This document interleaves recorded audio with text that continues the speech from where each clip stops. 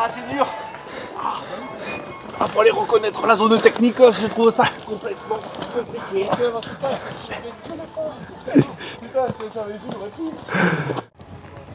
Bonjour à tous, bienvenue sur Full Attack pour la vidéo du dimanche sur les championnats de France de cross-country à Lévins. Aujourd'hui la journée est dense avec 5 courses.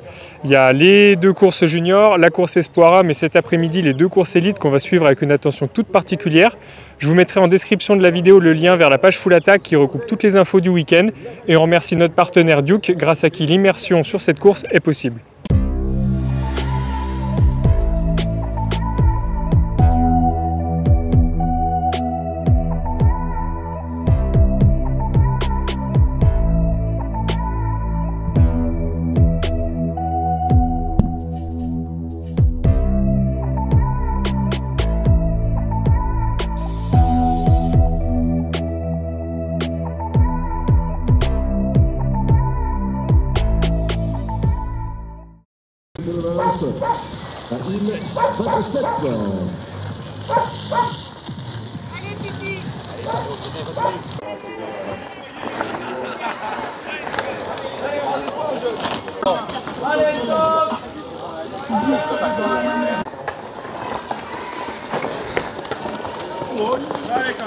La course U19 hommes a été marquée par le triplé historique des membres du team Bagnol Joey Omega et la victoire de Dorian Martineau.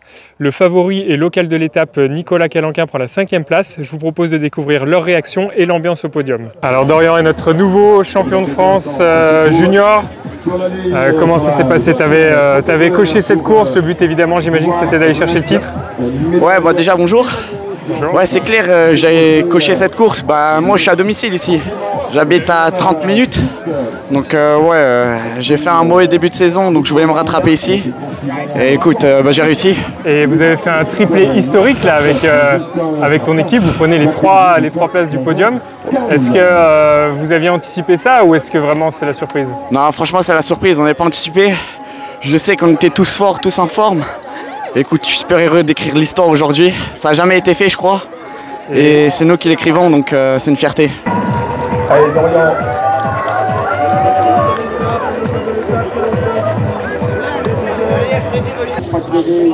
Déjà, c'est une sensation assez spéciale quand même de courir à la maison, avec tout le monde qui t'encourage.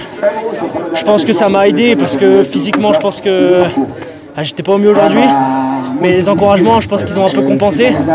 Et je pense qu'il en manquait quand même un peu pour jouer un peu plus devant. Mais bon, c'est le jeu et maintenant on est concentré sur la suite, notamment le week-end prochain, quoi.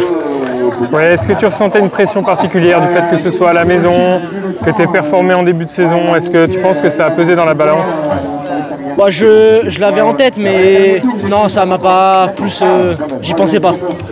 Pour moi, j'étais sur ma course et rien d'autre. Du coup, maintenant, la focus sur les championnats d'Europe la semaine prochaine. Ouais.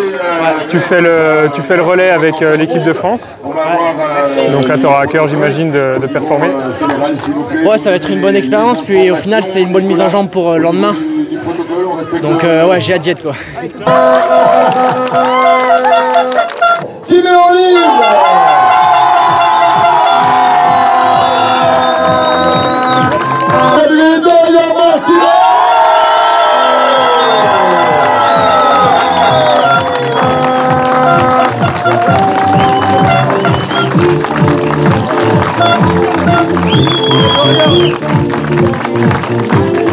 Ce sont vos applaudissements.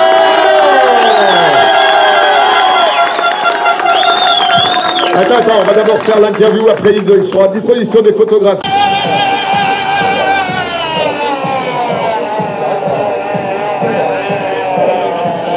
Chez les U19 femmes, Anaïs Moulin aura certainement à cœur d'effacer sa déception de l'an dernier et d'aller chercher le maillot tricolore.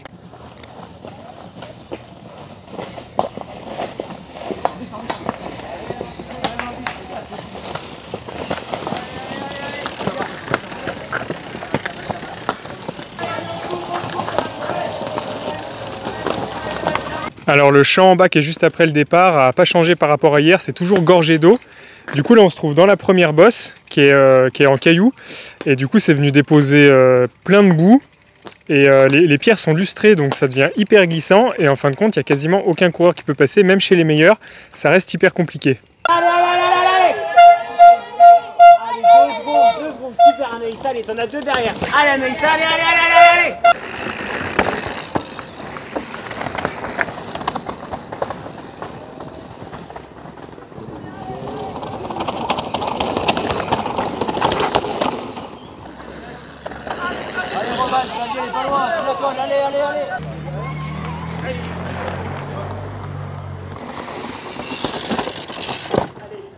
Dernière, championne de France, Amandine Muller.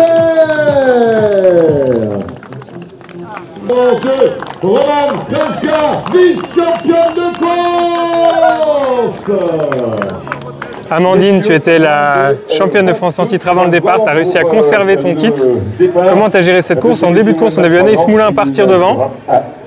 Est-ce que toi, tu étais en gestion ou est-ce que tu étais un peu bloqué? Au début, j'étais en gestion et j'arrivais pas à passer devant de toute manière.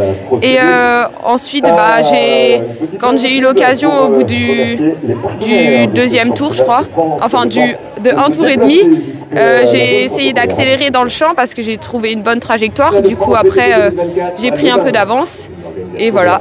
Et tu me confiais que être au départ en étant déjà la championne de France en titre, ça t'a rajouté une pression supplémentaire, c'est ça? C'est vrai que c'était un peu plus stressant parce que l'être en junior 1, c'est sûr que je voulais réussir à l'être à nouveau en junior 2. Du coup, je me suis mis un peu la pression seule, je pense. Chez les U23 hommes, c'est Adrien Boichy qui fait office de favori. Donc il est champion de France en titre et champion d'Europe. Tout le reste de la saison, il est surclassé avec les élites. Donc là, c'est une des seules courses qu'il va courir dans sa catégorie. Mais le niveau est dense chez les espoirs, donc on pourrait voir pas mal de mouvements aux avant-postes.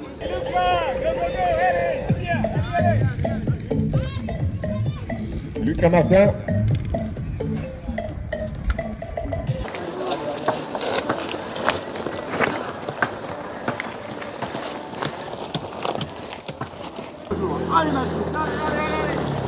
Allez, allez, allez, allez, allez, allez. Merci. Allez Adrien, allez, allez. Allez Adrien. Allez, allez, allez, allez, allez, allez. Allez Adrien, allez, allez, allez.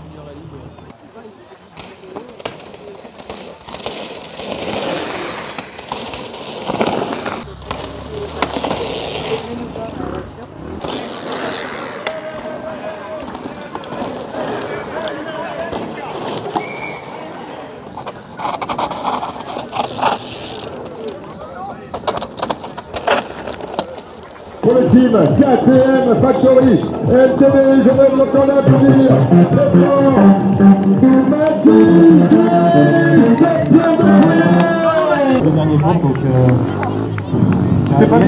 Donc au final, c'est Mathis Guet qui l'emporte devant un Lucas Martin qui était survolté mais qui a été ralenti par 2 problèmes mécaniques. Je vous propose de retrouver juste après leur réaction. Adrien Boichy m'expliquait hors caméra qu'il ressentait beaucoup de fatigue depuis le bloc de Coupe du Monde du Brésil et qu'aujourd'hui il s'était battu avec les armes du jour mais qu'il n'avait jamais pu jouer devant. Mathis Guet l'emporte chez les U23 hommes. Quelle course! Ouais, c'était une course, vraiment une grosse course, ultra relevée parce qu'on est très fort sur les, on est 4, 5 même U23 à être très fort au niveau international, donc 5 Français très très forts. Donc on savait que ça allait être une course ultra tendue, surtout avec Lucas, je le savais très en forme en ce moment et il est chez lui. Mais j'ai fait ma course, j'ai fait ce que je voulais faire et du coup je suis resté devant quasiment depuis le premier tour. On pourrait voir que c'est facile, mais en fin de compte t'es devant, t'en mets. Dans les descentes, faut être vite mais propre, pas faire d'erreur parce que la moindre erreur technique nous fait perdre plus de temps que ce qu'on en gagne dans les montées. Donc ouais, ça a été une belle course mais dure physiquement et mentalement. Lucas Martin, tu termines vice-champion de France. Bon, j'imagine que tu avais des jambes de fou. Tu as eu 2 problèmes mécaniques, si je dis pas de bêtises, c'est ça? Ouais, de creusant à 2 tours d'intervalle. La première, premier tour, première descente, je sais pas pourquoi je crève à un endroit improbable. Et j'ai réussi à rester devant malgré crever. Parce que j'ai crevé loin, hein. J'ai dû faire toute la demi-boucle à bloc. Sur la jante, ils sont pas passés. Hein. Juste Mathis est passé dans la descente parce que c'était large. Et puis après, je voulais pas. Ouais, j'ai fait un boulot de casse quand même. Et puis après, je me suis dit, c'est la gagne ou rien. Il y avait 45 secondes à rentrer. Je suis rentré à 30 secondes. Et dans la descente, je mettais tout partout. Vraiment, j'ai pris des risques parce que c'est la victoire ou rien. Et je viens de crever, mais là, c'était entièrement ma faute. En passage, je suis passé beaucoup trop vite. Et bon, après, je reprends. C'était la montée. Ouais, j'arrêtais pas de descendre dans le classement, remonter. C'était mouvementé, mais bon, ça a fait des intensités, on va dire. Quelques regrets, j'imagine, mais après, tu as tout donné compte tenu des circonstances. Non, j'ai pas de regrets. J'ai pas de regrets parce que je crève la première fois, voilà, c'est embêtant, mais après, j'ai tout mis, ça n'a pas marché. Voilà, c'est une course de plus qui marche pas. Ça arrive, chaque année, on a des emmerdes. Donc, on verra par la suite.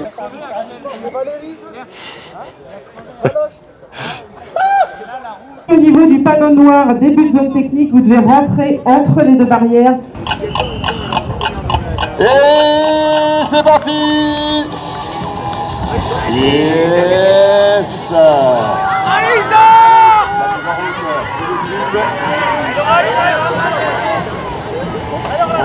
Bonne boue est pris. Chez les élites dames, Loana Lecomte est la favorite à sa propre succession. Pauline Ferrand-Prévot, sa rivale la plus directe habituellement, n'est pas présente. Elle a fait l'impasse sur ses championnats de France. Si je dis pas de bêtises, elle court sur une Okaka en Suisse. Il y a les espoirs aussi qui vont courir avec les élites. Donc chez les espoirs, c'est Olivia Onesti qui est la favorite. On va voir ce qu'elle donne au milieu des élites, voir si elle arrive à jouer les avant-postes. Et on retrouvera aussi bien sûr Flavie Guille, la vice-championne de France de short track qui va avoir aussi sa carte à jouer sur le XCO, et bien sûr Léna Géraud, qui est une habituée au podium et qui avait été championne de France en 2020. On va voir ce que ça donne en course.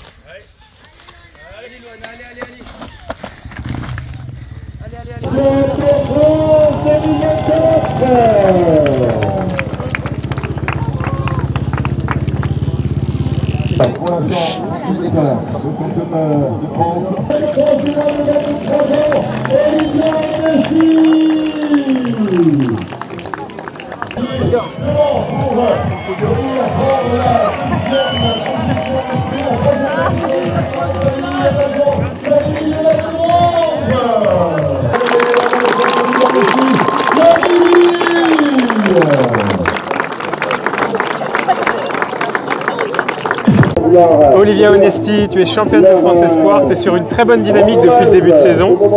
Il y a un gros mieux par rapport au début de saison dernière, donc j'imagine que c'est bon pour le moral. Ouais, ça fait vraiment plaisir.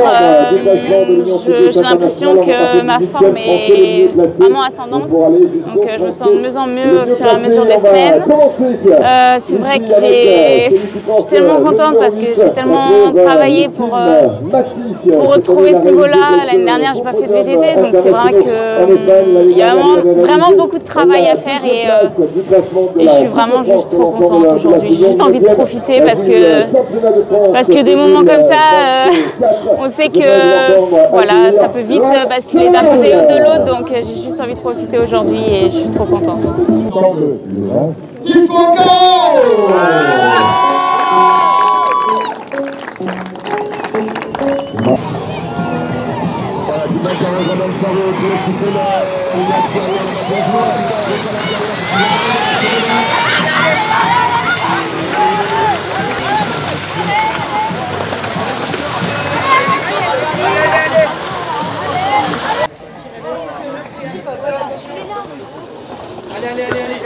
Allez Jordan, allez Jordan, allez Thomas, allez.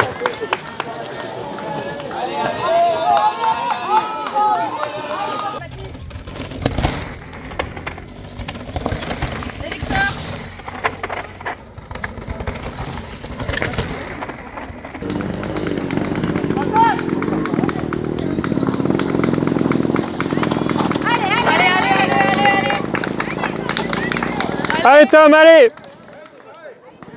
Sur le début de course chez les élites hommes, les deux pilotes BMC, Jordan Sarrou et Tito Ancarod, ont pris les devants. Donc peut-être qu'ils jouent la fameuse stratégie d'équipe dont nous parlait Jordan vendredi. Et puis derrière, à la troisième place, Thomas Griot est un petit peu en train de faire l'élastique. Il est à quelques mètres, mais il essaye de rester au contact. On va voir ce que ça donne au fil des tours.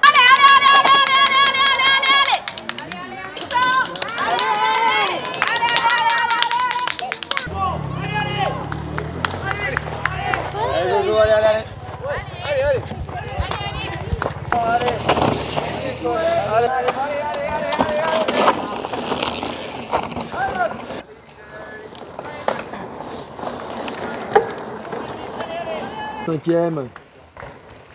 Allez Antoine. Et Philippe cinquième. Il y a un problème de sel. Allez, allez.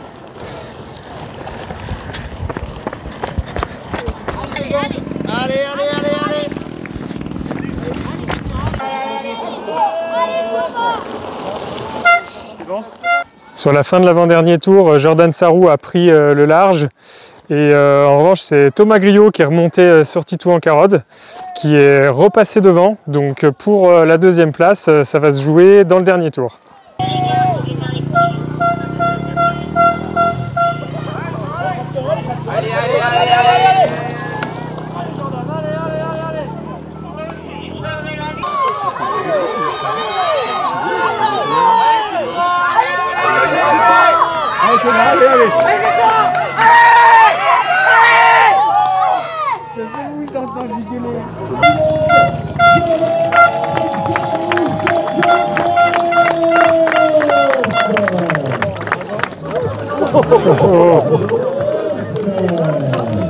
C'est dans la boîte.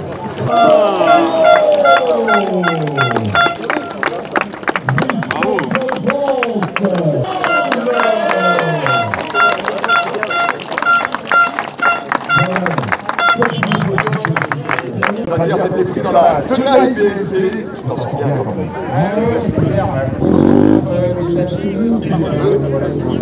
Thomas Griot, vice-champion de France, élite de XCO. Comment s'est passée cette course? Est-ce que tu as subi un peu une course d'équipe des deux pilotes BMC? Non, j'ai envie de dire, la situation était plutôt confortable pour moi sur la première partie de course quand on était un groupe de 3. Effectivement, voilà, ils étaient en supériorité numérique, donc j'avais pas forcément d'intérêt à prendre les devants. Je me sentais très bien à ce moment-là. Donc voilà, j'ai pas cherché à donner une impulsion à la course particulière. Et puis à la mi-course, finalement, ça joue un peu sur une erreur technique de Titouan. On est tous les trois roue dans roue. Jordan est en tête, il ralentit un petit peu. Titouan glisse sur le pied, moi je sors le pied. Et en fait, c'était une zone où c'était devenu un peu une patinoire en montée. On a eu beaucoup de mal à repartir avec Titouan. Jordan a pris le large et en fait, la course, elle s'est vraiment décantée à partir de ce moment-là. Et là, je crois qu'il n'y avait plus de stratégie. On était finalement tous à bloc. Et voilà, Jordan, certes, avait un coup d'avance, mais je pense que surtout, il avait une bonne forme physique. Et donc voilà, à l'arrivée, pas de regret particulier parce que je pense que je suis à ma place, même si bien sûr j'aurais aimé changer de couleur à la fin du week-end. Et voilà, on verra si dans un an on peut essayer de jouer à nouveau les premiers rôles sur ce championnat. 2024, Jordan Sarrou.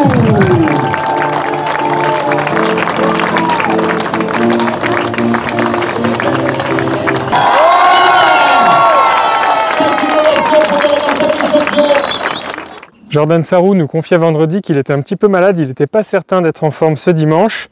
Sa course a prouvé le contraire. Il s'impose devant le pilote Canyon Collective Thomas Griot qui prend 2 médailles d'argent ce week-end après celle du short track vendredi. À la 3e place, on retrouve Tito Ancarod, le champion de France sortant, qui a vraiment tout fait pour rouler aux avant-postes devant son public et qui a concédé un petit peu de terrain en fin de course. Donc c'est sur ce beau podium élite que se termine ce week-end d'immersion sur les championnats de France de cross-country. J'espère que les 3 vidéos vous ont plu. Je vous rappelle qu'en description de la vidéo, je vous mets le lien vers la page Full Attack qui regroupe toutes les infos et les vidéos de ce week-end. Merci à tous de nous avoir suivis et à bientôt sur Full Attack.